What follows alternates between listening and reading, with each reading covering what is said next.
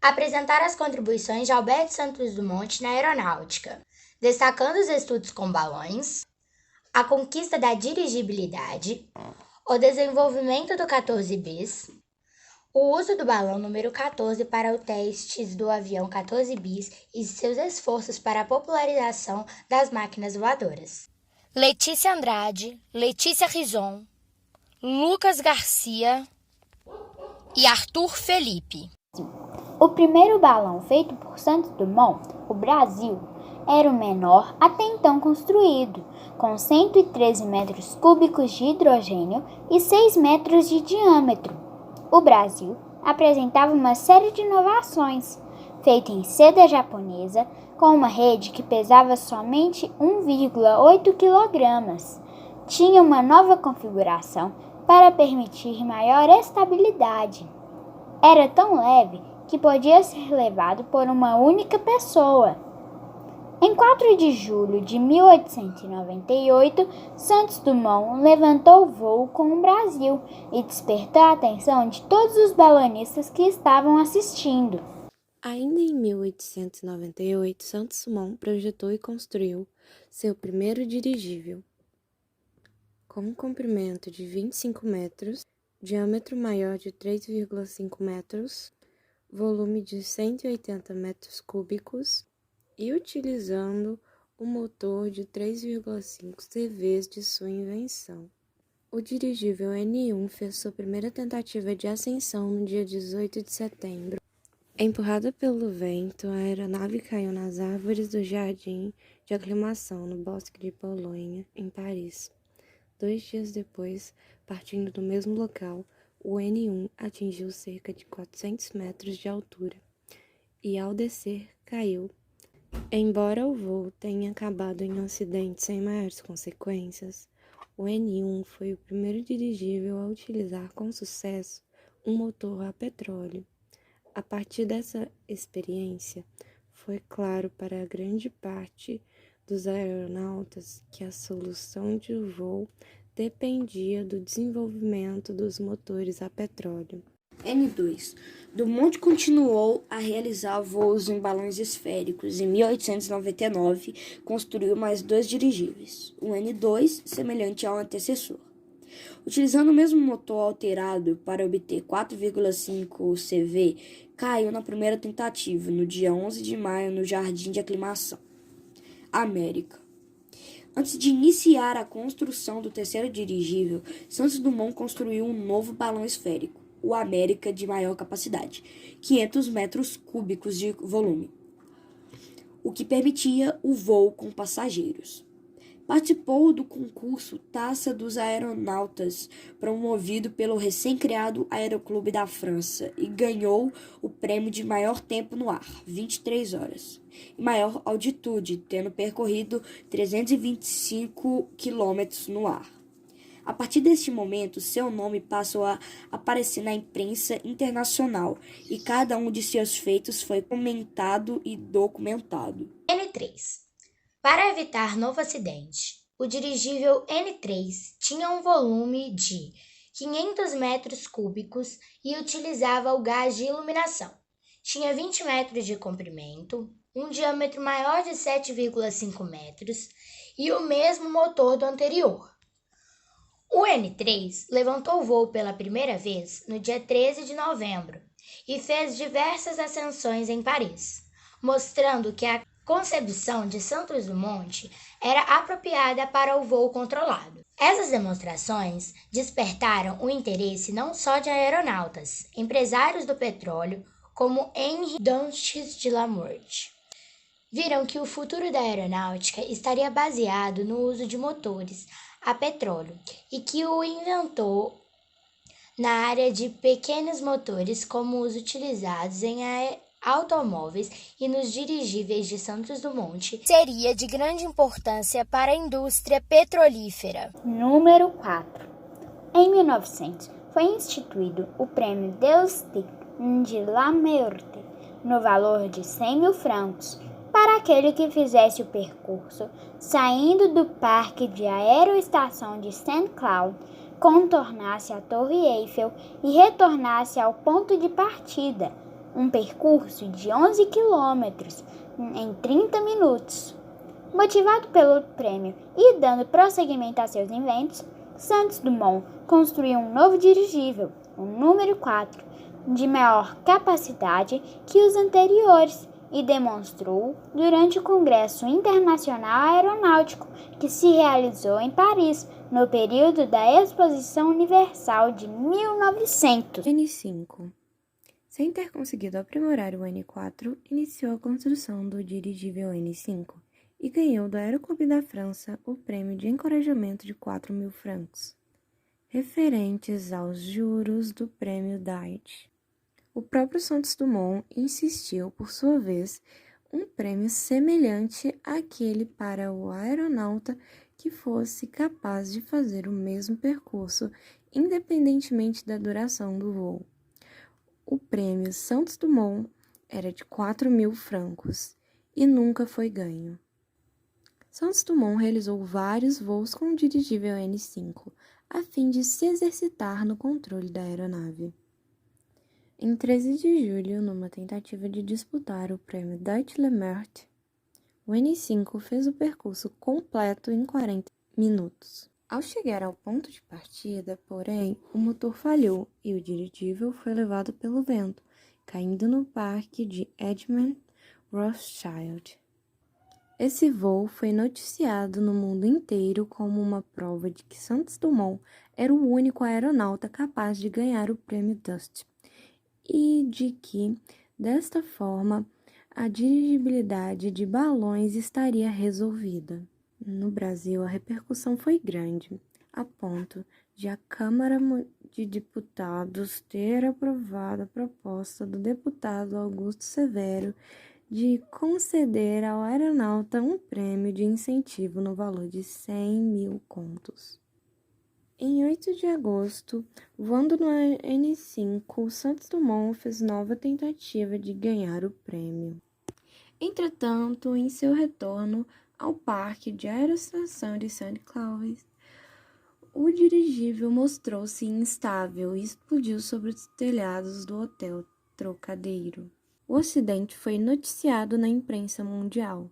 Uma de suas causas seria o ponto fraco dos dirigíveis de Santos Dumont, apontado nas discussões de Augusto Severo no dia 17 de julho, quando este propôs o prêmio de incentivo. O motor, colocado abaixo do balão para evitar o risco de incêndio, produzia um toque que levava para frente a aeronave e a levantava quando, dada a potência, produzia uma oscilação, um movimento designado pelo nome técnico de cabragem. N6. Em apenas 22 dias, Santos Dumont se apresentou com um novo dirigível semelhante ao anterior. Enquanto testava seu novo aparelho, o Aeroclube decidiu alterar o regulamento do prêmio, exigindo que a aeronave estivesse parada ao final do percurso. A mudança introduziu uma dificuldade adicional. Santos Dumont protestou, lembrando que já havia aberto mão por antecipação da quantia correspondente ao prêmio e declarando que, se viesse a ser o vencedor, distribuiria a metade do dinheiro entre os pobres de Paris e a outra metade entre seus mecânicos. Em 19 de outubro de 1901, o N6 fez o percurso em 29 minutos e 30 segundos, mas só parou aos 30 minutos e 30 segundos. Os membros da comissão do Aeroclube ficaram divididos e não anunciaram o resultado, adiando a decisão para uma futura reunião. Sob pressão da opinião pública, no dia 4 de novembro, o Aeroclube concedeu o prêmio. No mesmo dia, Santos Dumont se afastou da entidade e iniciou um percurso independente. Ainda em novembro de 1901, visitou a Inglaterra e apresentou o dirigível N6, N7 e N8. Apesar das inúmeras viagens, construiu 2 novos dirigíveis. O N7 voltou para a competição dos Estados Unidos e o N8 vendido ao vice-presidente do Aeroclube da América, que se acidentou no primeiro voo realizado próximo a Nova York, em setembro. Também, nesse ano, Santos Dumont ouviu críticas severas aos seus inventos, que apontavam para o fato de seus dirigíveis serem frágeis, sem utilidade prática. Número 9. Para responder a essas críticas e, estando afastado do Aeroclube da França, construiu 2 novos dirigíveis em 1903. O número 9 foi seu menor dirigível, projetado para levar uma única pessoa e capaz de operar em terrenos pequenos. Com ele, Santos Dumont fez várias demonstrações que despertaram o interesse de vários países. O dirigível estacionou em frente ao seu apartamento, na Avenida Champs-Élysées, 114, em Paris, em 23 de junho. Realizou o primeiro voo noturno em 24 de junho. Transportou um menino em 26 de junho. Foi pilotado por Aida Costa, a primeira mulher na história a realizar tal feito, em 29 de junho. E passou em revista as tropas francesas, em 14 de julho. Com essas demonstrações, Santos Dumont conseguiu recuperar sua imagem e manter sua popularidade. N-10. O outro dirigível de 1903 foi construído para responder às críticas de que seus inventos eram pequenos e frágeis. O N-10 ônibus era um aparelho com volume de 2.010 metros cúbicos e com 48 metros de comprimento, projetado para levar 12 passageiros. Embora tenha realizado algumas ascensões antes de finalizado, o N-10 nunca foi terminado.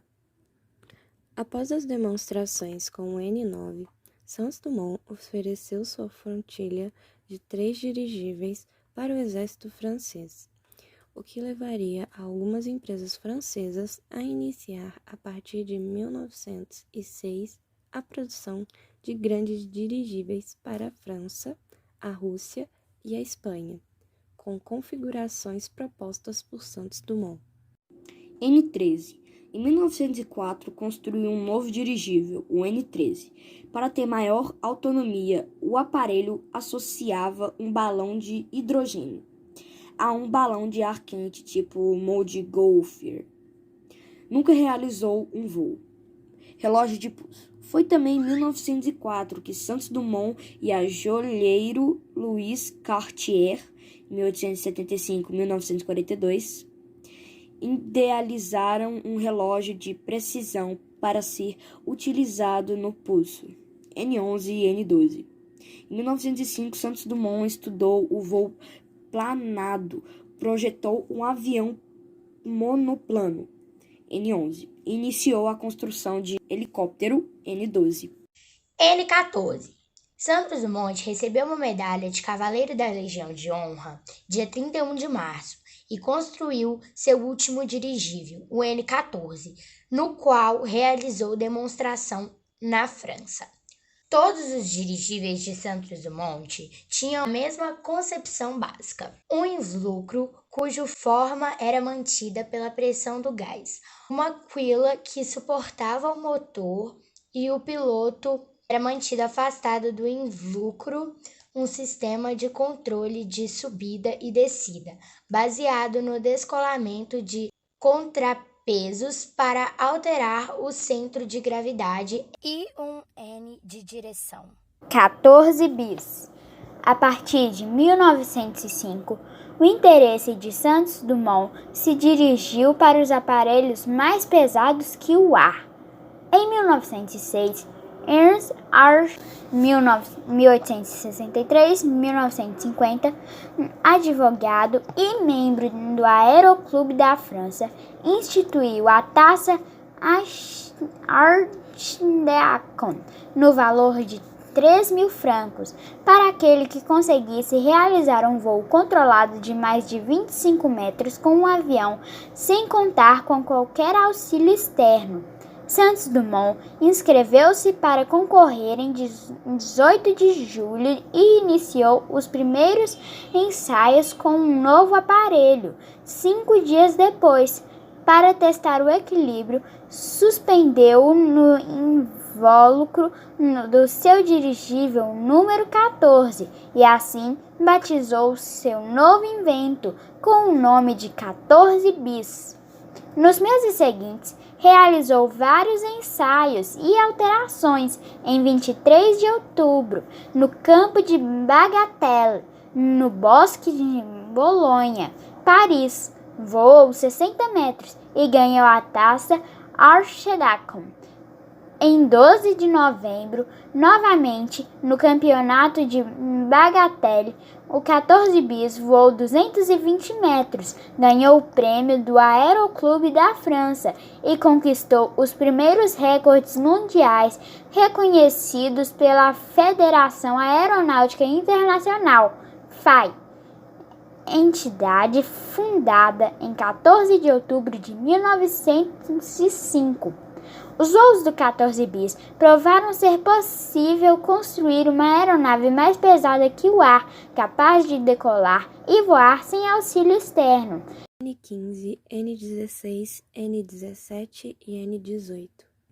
No ano de 1907, Santos Dumont realizou diversos inventos. O N15, um aeroplano construído de madeira, não voou. O N16, um aparelho híbrido, em que as asas foram integradas a um balão, não obteve sucesso. O N17, uma versão aprimorada do N15, não chegou a ser completado. O N18, produto de uma aposta, uma lancha movida por uma hélice aeronáutica com flutuadores submersos, realizou alguns testes e acabou sendo rebocada por uma lancha no rio Sena, em Paris. Demoiselle 19. Em 17 de novembro, Santos Dumont decolou com um novo avião, o Demoiselle 19, um aparelho monoplano com uma estrutura leve de bambu e recoberto com seda, para atingir a leveza necessária. Inventou o primeiro motor de cilindros opostos da história. O Demoiselle foi um modelo base para outros aviões da época. Isso aconteceu porque Santos Dumont nunca quis patentear suas invenções, considerando-as bem comum à humanidade. Haverá hoje, talvez, quem ridicularize minhas predições sobre o futuro comercial dos aeroplanos. Quem viver, porém, verá. No começo deste século, nós, os fundadores da aeronáutica, havíamos sonhado com um futuro pacífico e grandioso para ela. Mas a guerra veio, apoderou-se de nossos trabalhos e, com todos os seus horrores, aterrorizou a humanidade. Sempre alerta!